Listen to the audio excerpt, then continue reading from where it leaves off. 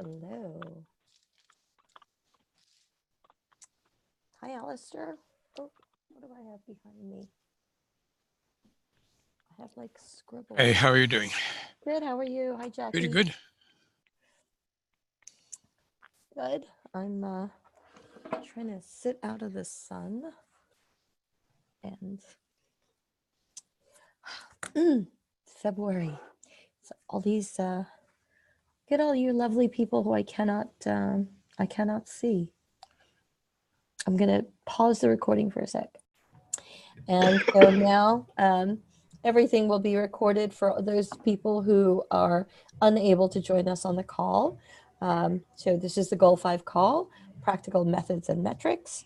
And we are very happy to have Arnobia, who has been part of the ESHIP community longer than many, many people. Arnobia at one time sat in this building that I'm sitting in right now, but I will let Norris and Arnobia introduce. So what I wanted to do first off is welcome you all, and I'm going to ask a question. We'll popcorn around to just get everyone to check in. So my name is Cecilia. I'm the ESHIP community activator in service of the ecosystem building practitioners, all of you who work in your custom and bespoke ways to help support entrepreneurial ecosystem building. And my job here is just to record the call, upload it to the dashboard, which we can add the link to. And Chad, if you'll add the link to the agenda, he's going to scribe some of what we're learning. But I'm going to ask you a question. So in the interest of time and expedience, we are going to ask something just really easy to share and to help us get to know you better. So my question for you to introduce yourself in is it's probably like one of Andy's favorite questions to ask is, what is your favorite snack food? So, and there's no metrics around this. So I'm going to put that into the chat. And your favorite snack food, I'm going to ask Chad, what's your favorite snack food? And then after you go, call in the next person. Great, thanks. Favorite snack food, even though I am in Australia, definitely not Vegemite. I'm not a fan there. So I probably same things I said last time, still on a bit of the health kick from the new year, so I'll go with carrots. A little bit boring, but on a healthy track. And I'll go for Alistair. Your favorite snack food?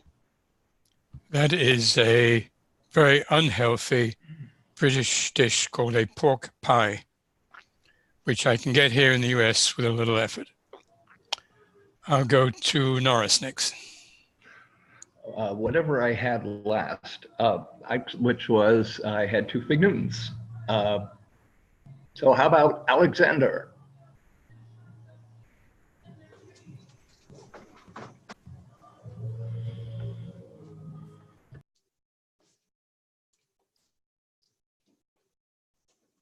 Are you there, Alexander? Did we lose Alexander Rohanjan? He's unmuted, but well, in that case, while he's figuring out his unmuting, how about Christina? Yes, I'm Christina with the Global Entrepreneurship Network, and my favorite snack are apples. Those make me hungry though, but I like them. Good. Christina, will you call on somebody next, please? Sure, I'll call on Darcella. Did Darcella ready to go? I don't think so, right? Hi, sorry, I had to get you off mute. I'm gonna go with fried tofu. Okay.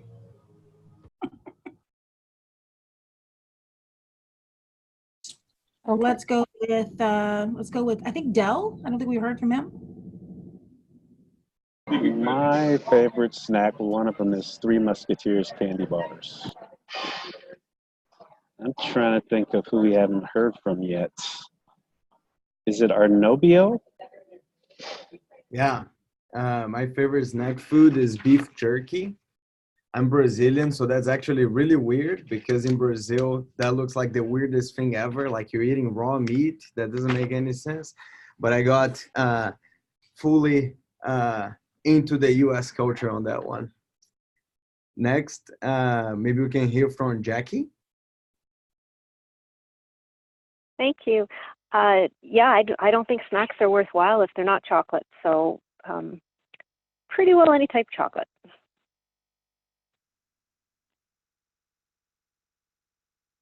All right, Jackie, I don't know And that you can you see who's do we on? have Cecilia? Have you gone?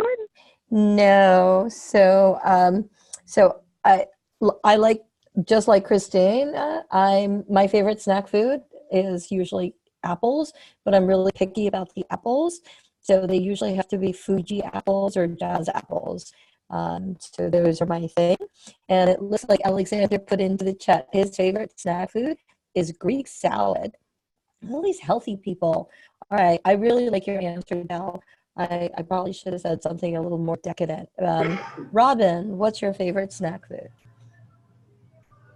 Yeah, so Robin Phelps at University of Central Florida. I'm identical. Apples and Fuji apples are my favorite.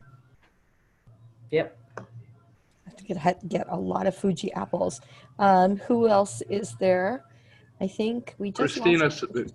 Yeah, Christina Salazar? We just lost her. Oh, Did everyone go? I think so for now. yes. All right. So what we're going to do for the next couple of minutes is we'll have Norris introduce Arnobio because he was the one who invited Arnobio on the call, and Arnobio will share information, and then we want to make sure that we leave some time at the end to talk about project canvases and such. So Norris, I will let you take it away. Hi, I met Arnobio years ago when he was a lowly data wrangler at Kaufman, and he sort of grew to be data wrangler in chief.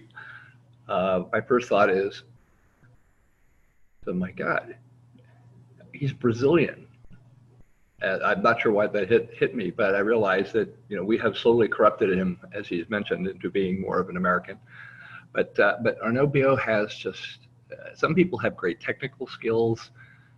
Some people have great verbal skills. He has both of those. But what makes him different is that he sees the connections. He knows the right questions to answer. The late physicist Richard Feynman said, anyone can ask good questions. Great research is done by asking great leaping questions. And Arnobio has always been good at articulating exactly the right question. So when he went to start up Genome, it was Kaufman's loss, but I think it was the ecosystem builders' absolute gain. And I'm a huge fan of Genome and what they've done. People doing real science is always impressive, and their modeling will make even Alistair happy. So Arnobio, I'm babbling way too much as usual. So Arnobio, you have the floor. I think Cecilia can help you share your screen. And thank you for coming. This is a blessing. Thank you so much for the kind words, Norris. And I'm really excited to be here on board with this group. I was, I remember when the ESHIP community started in a way, and then the ESHIP Summit started a few years ago, and was at Kaufman at the time, and was, helped create the first round of the ecosystem playbook. A few of us wrote the first pass. So it's super exciting to come back and see more and learn about how the community is developing. So thanks so much for having me. I'm gonna share my screen now. I'll start by sharing, number one, a little bit of who we are. And so this is both for myself and for Startup Genome and who we help and who we work with. Number two, I'll share a brief background on our general approach to understanding startup ecosystems and helping people take action on them.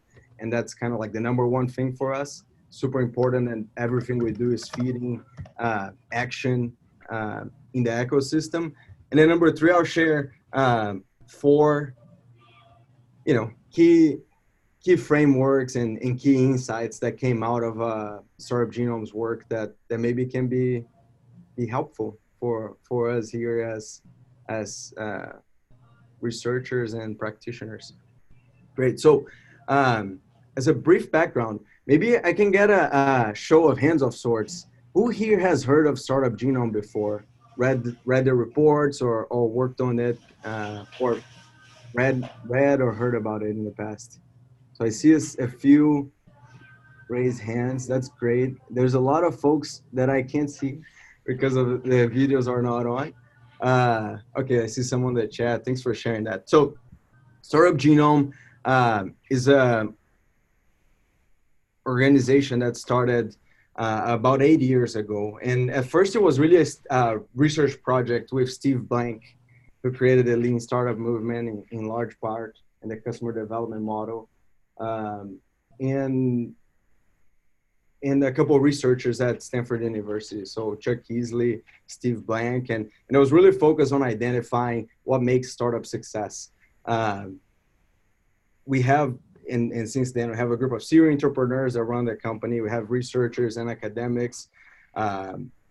We do extensive projects now, for example, with Josh Lerner at Harvard Business School around funding policy. I used to be at Kaufman leading the entrepreneurship data initiatives there. And now it's really become a global movement. We're working over 30 countries, 70 cities, primarily government and public-private entities, 300 plus accelerators, incubators, and other startup support organizations we work with. And primarily what we're known for those who haven't worked with us yet, is our global report.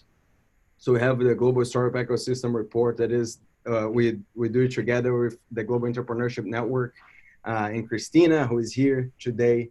And, has widely read, hundreds of thousands of views, hundreds of media mentions every year, focused on, who are the best startup ecosystems globally. But, really it's just kind of like the tip of the iceberg. It's visible and sort of popular. But the work we do is, and we spend most of the time in, is a lot deeper than that. We work primarily with our members around, understanding and prioritizing their local gaps, doing detailed assessment and benchmarks, and defining action and strategy roadmaps on how specific ecosystems can grow. And in the global report is just a tiny fraction of the amount of work and even just the amount of research and metrics that we cover, even though it's the largest search report for startup ecosystems. And the big reason why we do this work is because, as we all know, the world has changed dramatically in the past 20 years or so. If you go back, even just 10 years, of the 10 largest companies in the world, only one of them was a tech company. Today, it's 7 out of the 10 largest companies in the world, 5 in the US, 2 in China. And, despite all this value being created, and tech companies and startup ecosystems create massive value, we calculated at $2.8 trillion in total value just for the startups creating it, not the big tech incumbents. But it's heavily concentrated. The top 10 cities have about 70% of the value created by tech startup ecosystem. So a lot of places are falling behind, and even our office in San Francisco now, this might be the only place in the world where you can see $1 billion company office and a homeless person sitting right outside of it, which shows that even in the places that do really well, most people don't get to participate, and that's why we deeply care about this and why we're passionate. So this is a brief overview of who we are and high level why we care about this. When we switch gears to focus on who we work with primarily, we work especially with governments, and governments that want to accelerate their ecosystems to create more economic value, more jobs, more scale ups. And a few of the questions that they have is, there's too much that they have to do, or that they think they have to do, and there's not a ton of resources. Second key question governments usually have when we work together is what should they focus on? Because the reality is there's 1,001 things ecosystems can do, but no one has the resources or the time to do all of them. So we help governments focus on the things they should do first, so they can do the right thing at the right time, and then finally reduce waste of both time and money. There's so many stories and so many research and documentation really of ways one can easily waste ton of money and time and energy doing the wrong thing at the wrong time. I mean, maybe we can get later when we're on Q&A, we can talk about some examples, but really identifying where to reduce waste is a big part of this. Nora was kind to share over email a few of the things we're doing now. And we just announced in the past couple of weeks 2 big partnerships. One is with So and another one in Malaysia. And I mentioned them here because I think kind of exemplifies the high level sort of work we do. So for example, So in South Korea, they are freaking out because in the 70s, they had all the top companies, right? They had Samsung, they have really good consumer electronic startups and large corporates, but they really don't have a lot of the new generation of tech companies. So we're working together with them to really lay out a strategy roadmap of what they should focus on next, and what are the right areas of focus, what are the right areas to stop investing in. And they want to become a top 5 ecosystem in the near future, and they are putting massive money, $1.6 billion in the next 3 years to make that goal of theirs happen. When we look at this government goals that we work with, when we narrowed in what this means for research and what are the objectives we target with our research and our data efforts, there's 3 big categories. Number 1 is identifying what are the timely metrics we can take to drive policy action in the ecosystem, and then start linking those metrics to specific policy and programs so that we can have clarity of what's happening in the community, start aligning the different players in the ecosystem to get consensus, and then finally use that to take action. A second big goal is around monitoring and demonstrating the outcomes of policies. And then finally is use things that are both predictive and retrospective for the ecosystem. So for example, if I am Taiwan now and I have this kind of ecosystem, about 1,000 startups producing this much value, if I change a few variables, what is the expected predictive impact long-term of this? And with the tools we use to answer those questions is a startup ecosystem measurement and success factor model. I'll share a little bit more of that in a minute, but it's really, we identified key factors that are predictive of ecosystem performance around local connectedness, global connectedness, founder mindset, founder ambition, talent. And we measure this for all the ecosystems we work with.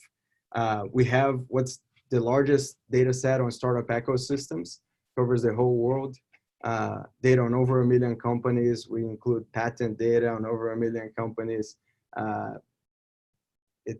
We work in 30 countries, but we cover essentially every country in the world with a mix of data, local data provided by people on the ground, on the community, survey of local founders, in-person interviews, and then data science platform and machine learning platform that merges in and combines all the most relevant global data sets to come up with the insights we have and present.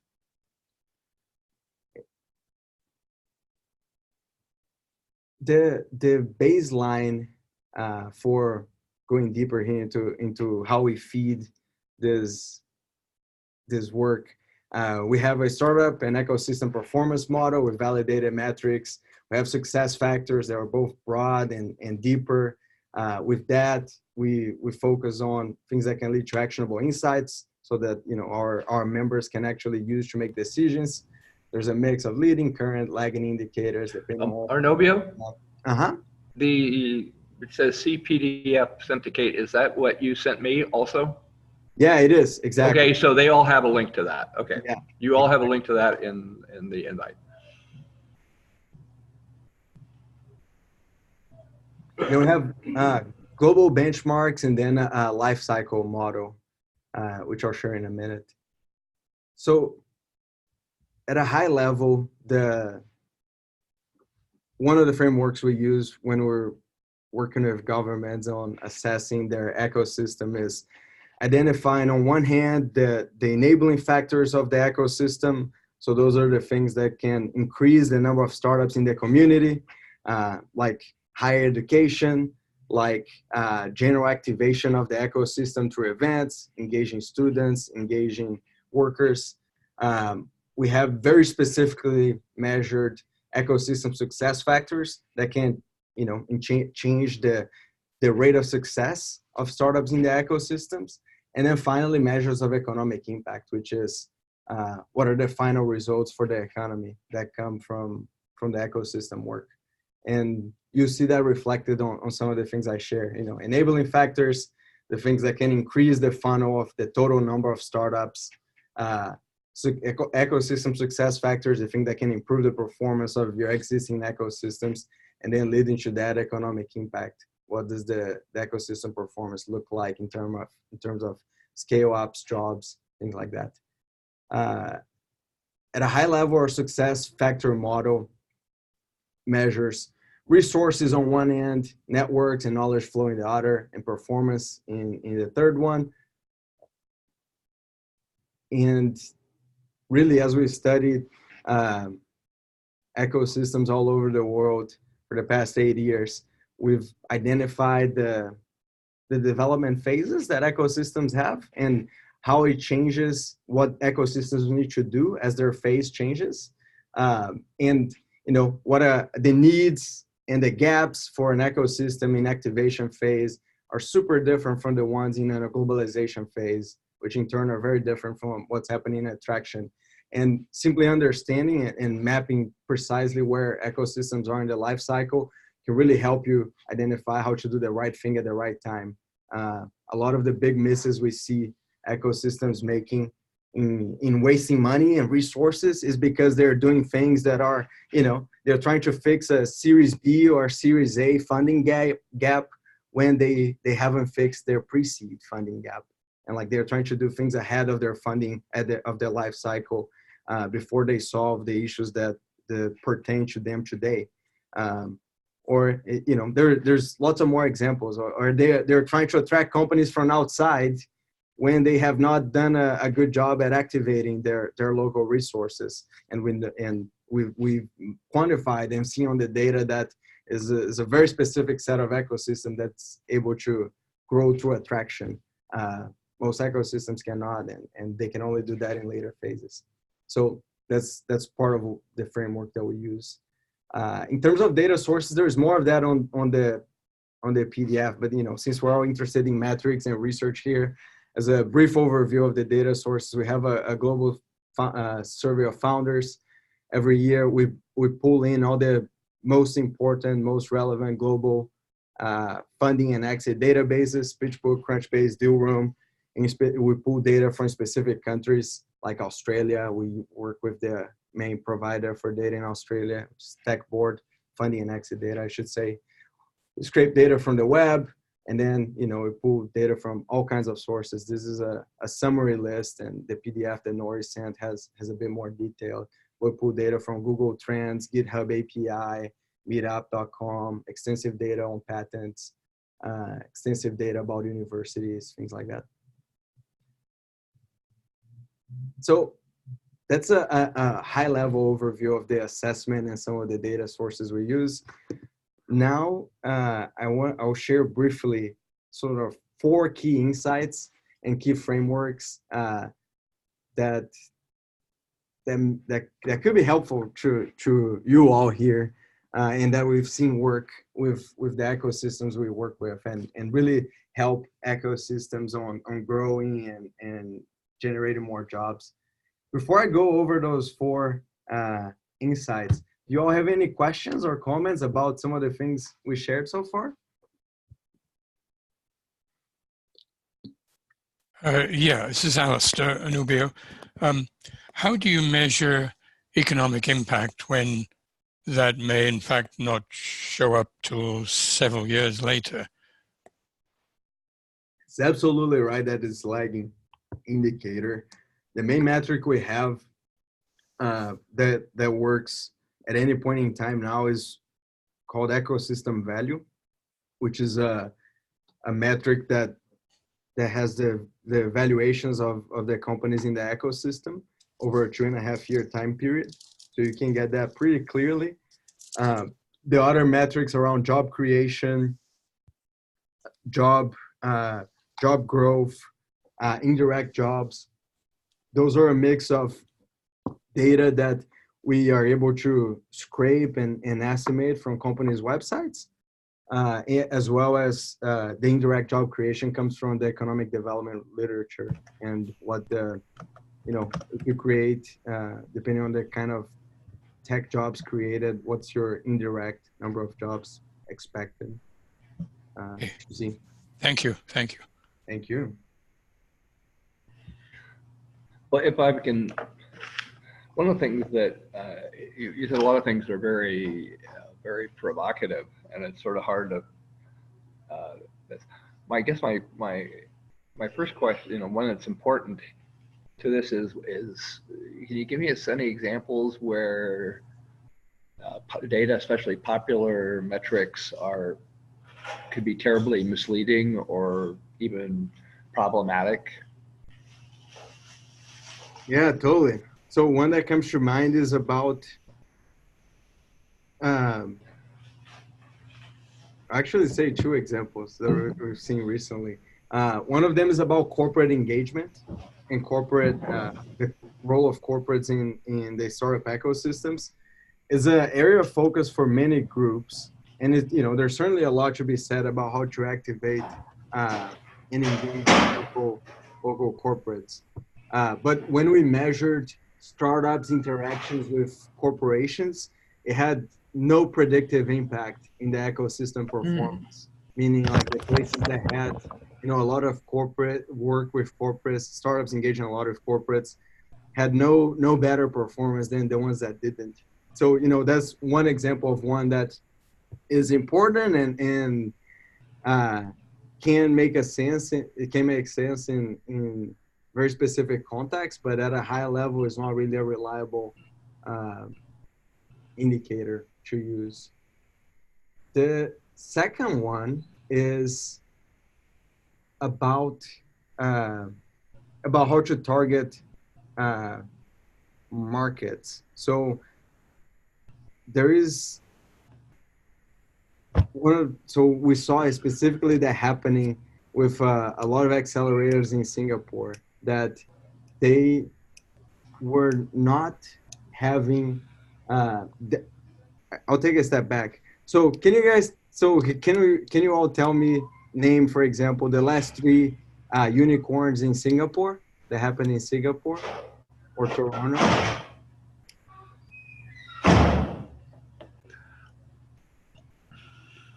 I'm sharing this, but it's actually a trick question because neither Toronto nor Singapore produced any unicorns at all.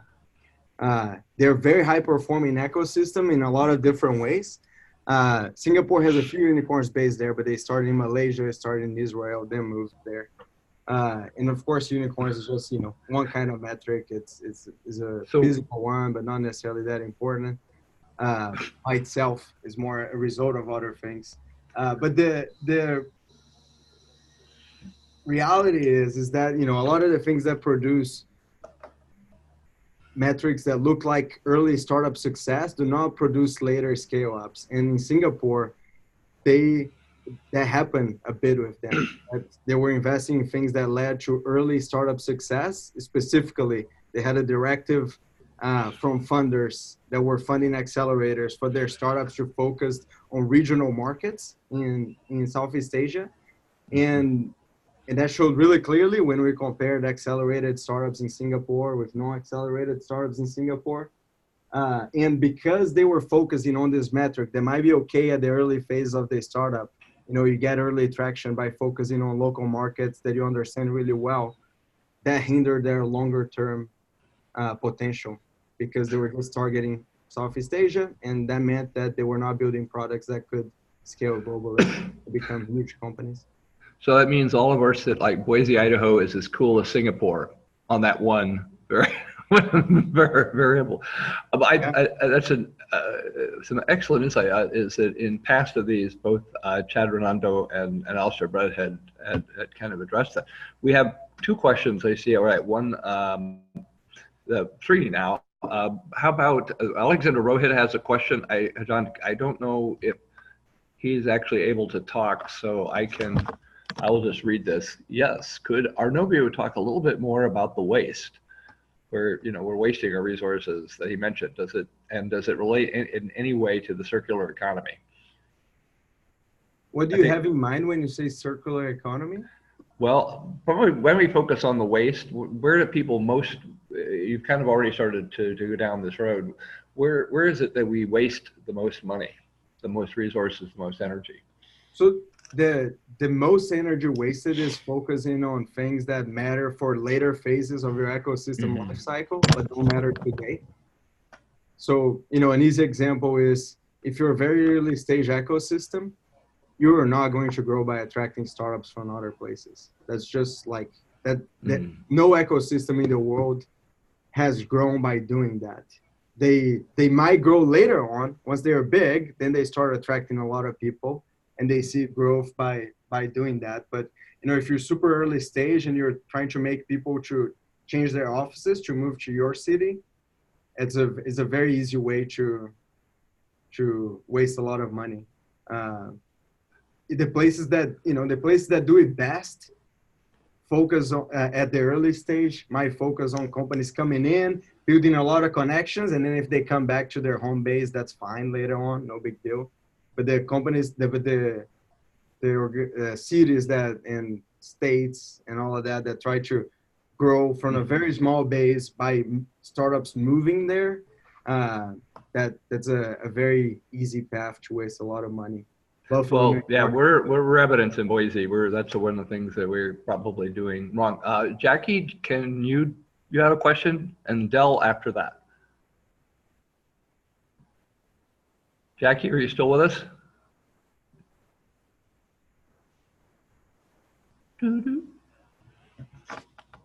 Well, Jackie's question is, what is the near? There we go. Jackie, okay, ask your question. Okay. Sorry about that. So, and I think it was partly answered, at least for unicorns. But what is the nearest term success metric that you rely on? And so success, not necessarily just for unicorns, but in general for sustainable job sustainability businesses that can scale at a I don't know, a reasonable pace. Yeah, totally. So the one thing I'll mention first also is I mentioned unicorns, but the global market reach is not just for unicorns, it's scale ups of different sizes. And we define it at companies worth $50 million plus within 7 years for the most part. If they do that, then we call them a scale up. So it's not just for unicorns, it's a much broader list. So there's a few different metrics we use that measures success. And I know in reality, there's a list of 10 success factors that all can be measured at the early phases of the company. So, you know, the full list is really long and they're all helpful and can help you act in different ways.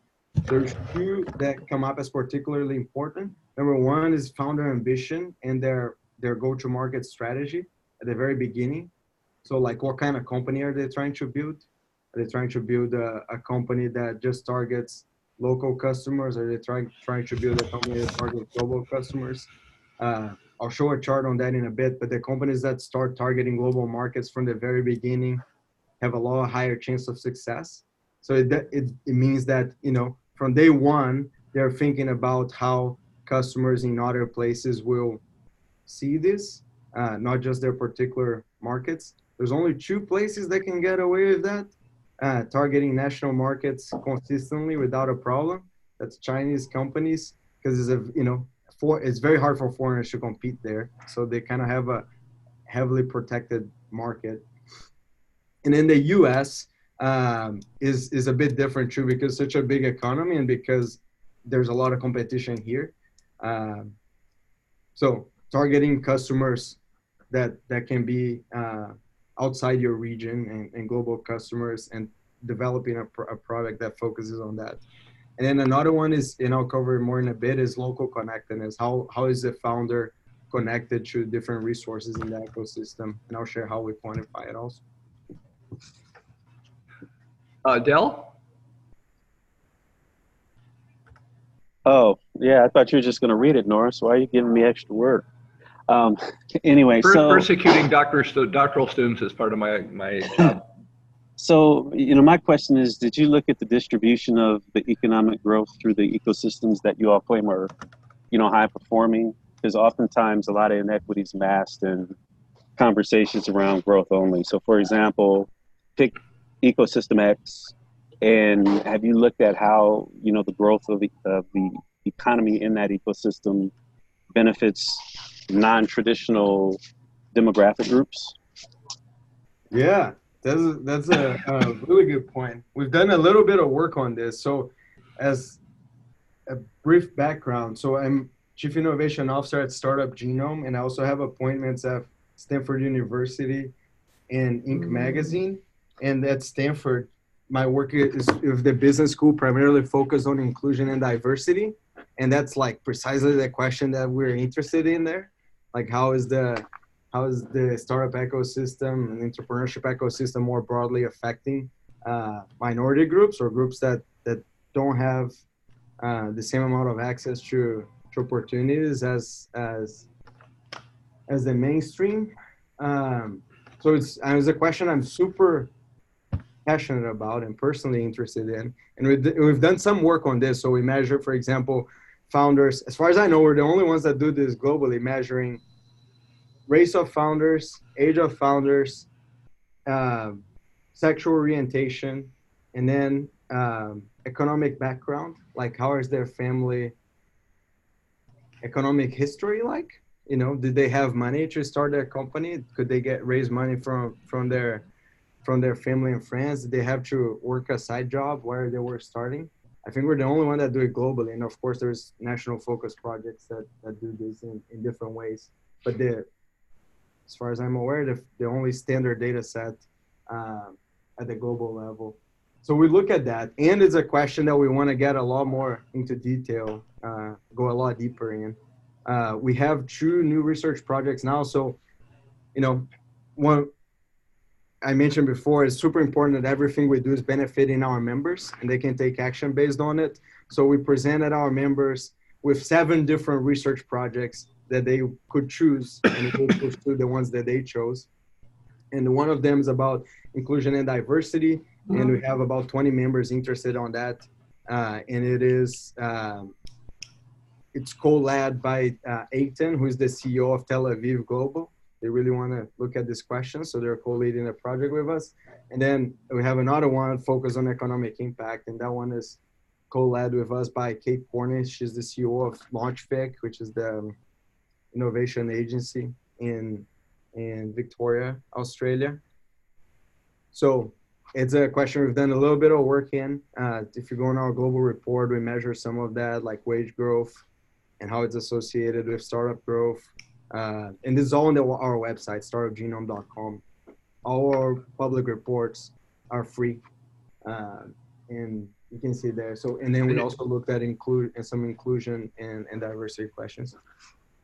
Great question. So you have more slides, Arnomio? We can stop here if you want. Yeah. Why don't we push ahead, because we want to save at least 10 minutes for people who have good news to share. Great. So, but this has been great questions, great answers. So I'll share briefly some charts on these 4 main insights about improving startup ecosystems. Number 1 is the importance of building on your local strengths. So we developed something called Innovation Edge Framework that helps assess how your ecosystem performs locally and globally on a specific startup subsectors. And that tells you, the areas you should invest in, because there's a lot of global potential and a lot of local potential.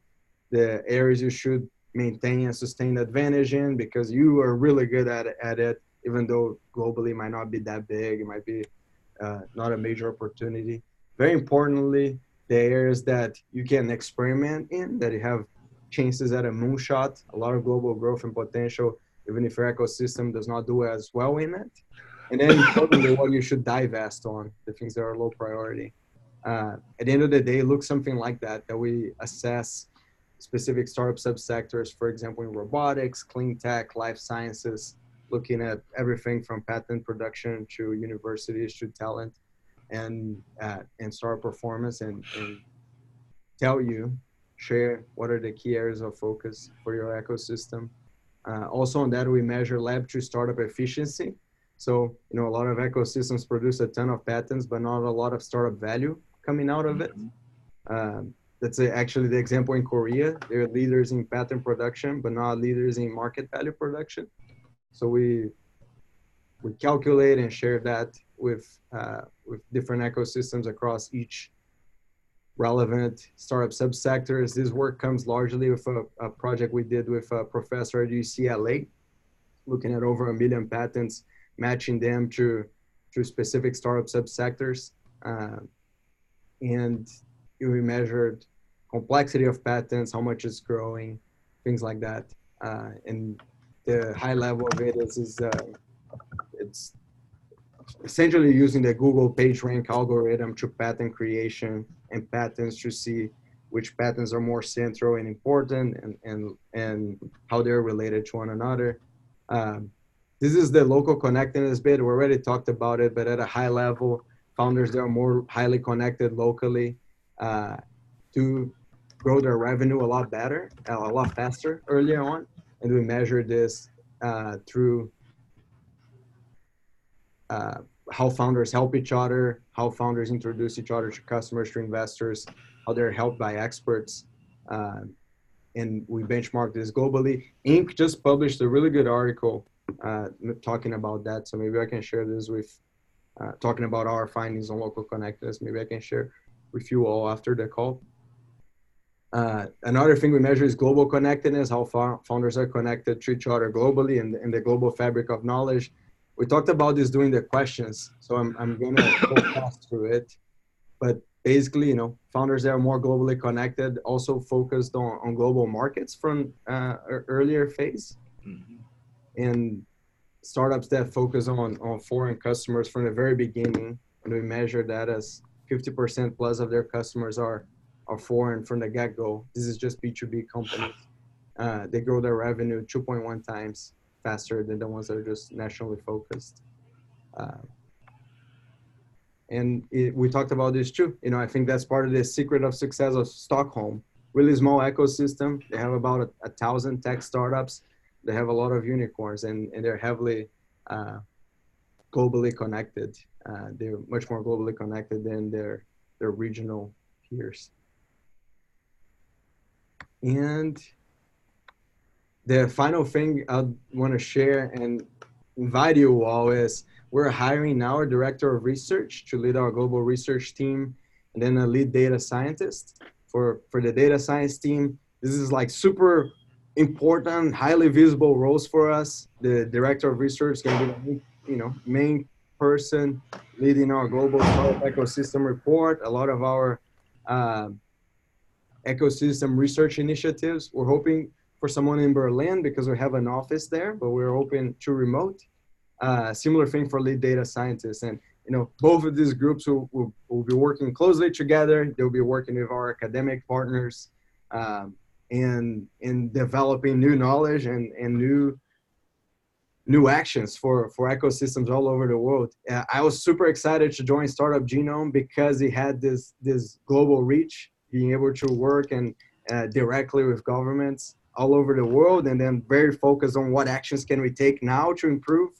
And you know, if this is the kind of thing you're excited about, or you know people who are excited about it, let me know, and I'll be thrilled to share more about these opportunities. Thank you so much for having me. Really an honor to be here. Thank you. That was great. Nora. Marvelous. Yes. We would clap, but you probably can't can't hear that. This absolutely you know, marvelous, and I hope you can share the deck with us, and we'll get that posted along with the video of this.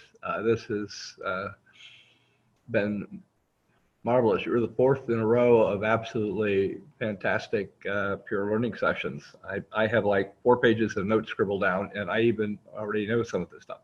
Are there any final questions from anyone? Want to chime in? I'm going to need Arnobio to give me back this screen. Okay. Oh. Thank you. God, I look dorky in this picture, in this video. Oh my God. No, it doesn't help. So I have one, I want to echo the research. There is, you know, the research is out there that the connectivity issue, both locally and globally, is really important, but it's hard for people to do that. Do you have any practical advice on that? How do you best build that kind of for instance, the global connectivity? There's a few different ways we've seen be really successful. One of them is, I mean, boils down to sending your people outside and bringing people to come in. There's, you know, the virtual interactions are really important, but the person-to-person ones are what can really stick in the long term. So a few things we've seen that are working really well. Some ecosystems choose to do huge world-leading events around specific topics. So for example, that's what Lisbon did with the Web Summit. They were like, we're gonna be a destination every year. That's where you should come to. It's easier to do around a specific area of focus. Like, you know, Denmark wants to be the #1 hub for clean tech businesses in the world. It's a lot easier to do the top clean tech focused conference than, you know, a general focus conference or a general program to bring people. People also do a lot of soft landing programs. And I'll mention a few examples, and, you know, your specific context it should define exactly the right way to go about it. Soft landing programs to help startups that come from outside come and meet a lot of people efficiently and know who to talk to. We do a lot of that by helping ecosystems position themselves globally and tell their stories globally. So for example, in our website, we have ecosystems pages that tell you, you know, who is the community in Quebec City or in Kuala Lumpur or in Bahrain or whatever it might be that you should be talking with, and that helps people coming outside connect with the local ecosystem. And then things that send your startups outside. It can be, you know, missions to specific organizations, specific events. And, you know, at a high level, you're trying to establish founder-to-founder relationships, and then founder-to-investor, founder-to-expert relationships. So things like global accelerators, global investors can really help out with that also.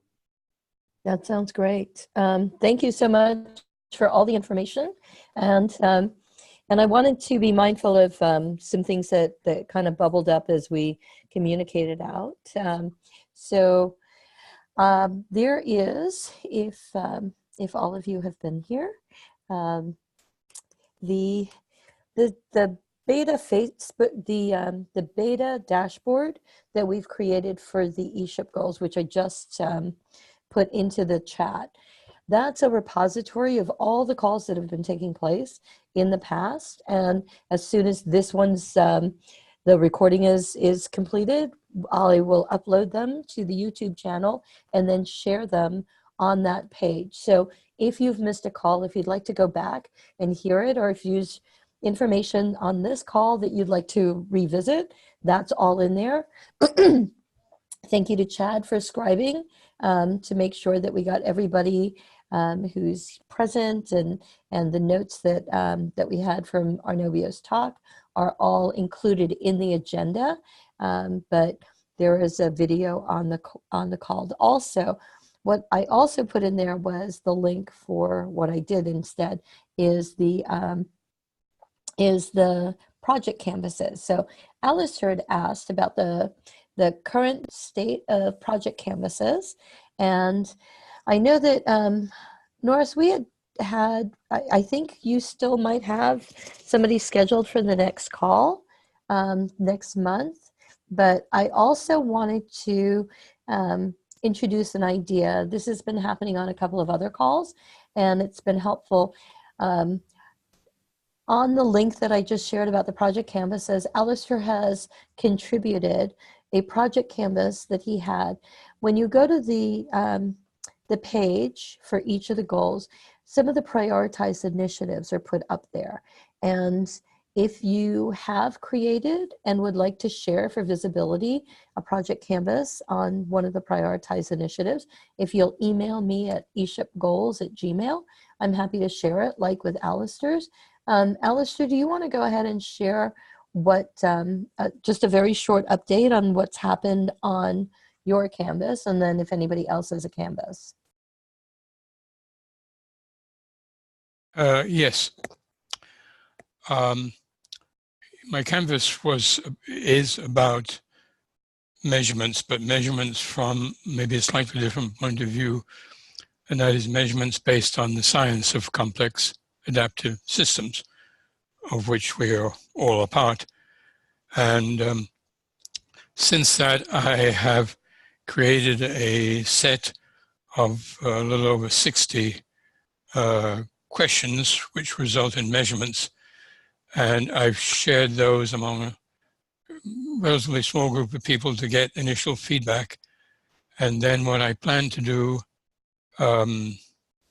if it's agreeable, is that I will share the complete set on, I guess I should do it on the ESHIP Facebook, or Celia, any other method that you would recommend and suggest?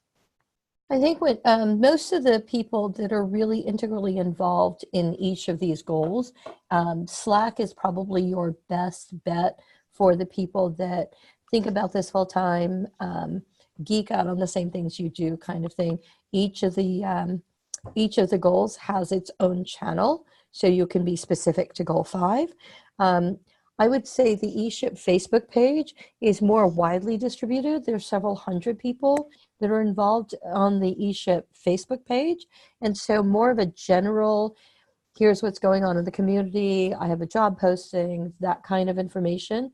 I know Dell's asked some questions of the wider community. Those are really good for ecosystem building community information on a wider level. The thing that I will tell you as a moderator for that page, one of the things we discourage is self-promotion. So we would love to hear about the things that you know others are doing. The whole idea of advocating for each other is to really create a culture where you're advocating for your fellow eShip community members and not so much self-promotion kind of thing. Does that make sense to everybody? We would, and so if I shared Alistair's book, had Alistair posted about his book, it's like, hey, this is what I'm doing, look at me, as opposed to my sharing of Alistair's book being, hey, here's a really great resource, and it's something that I would advocate for because Alistair's a great, as you well know, he's a great resource and a thought leader in our community. So it creates a very interesting lens when you do things like that. So if anybody has anything that they would like to share, I would probably say go find a friend, support each other, that kind of thing. As far as more of the concentrated efforts of the things that are going on, particularly around this goal work, Slack is probably your best channel. If you have any issues on signing up for Slack or for Facebook, there is a link on the front page of that community dashboard. So feel free to click on it. If you run into any challenges, please feel free to email me. I'm here to support you. I thought what might be interesting, because we're looking at project canvases and sometimes they're a little intimidating. Maybe one of the things is to maybe do one together. So something like the 5.3 is a research conference. That's probably done best when all of you are thinking about how you create a research conference, right? So maybe it's something that we could do as a community call. So I just want to throw that out there. I will leave it to Chad Norris and who else have I got? Chad Norris. Eric. Eric. Sorry, Eric's not on the call today, but Eric is on every call in the known universe. yes, he is. He's probably having a nap. I hope he's having a nap. But yeah, so something like that. But I will leave it up to the gold champions. And that's fine with me. Yeah. Thank you. We have a Jahani Torres Rodriguez, who I think is the first time on our call. Do you want to briefly introduce yourself? Hello, my name is Jahani Torres. I am from Puerto Rico, from Colmena 66. I had one fellow that recently was participating in the meetings, but I'm new in the scene, so I'm joining you. I'm really interested in what you're doing, and I really enjoyed the meeting that we had today. Great, thank you. And then Erin joined us just a little late, but and Michael Meeks, so we're really glad to see both of you. It's good to see you both here, and thanks for joining us. Any last parting words, Chad or Norris or Arnobio? Arnobio rocks. Thanks for having me. Super excited to be here and interact with you. And are you happy that you're not in the traffic jams and chaos of Kansas City?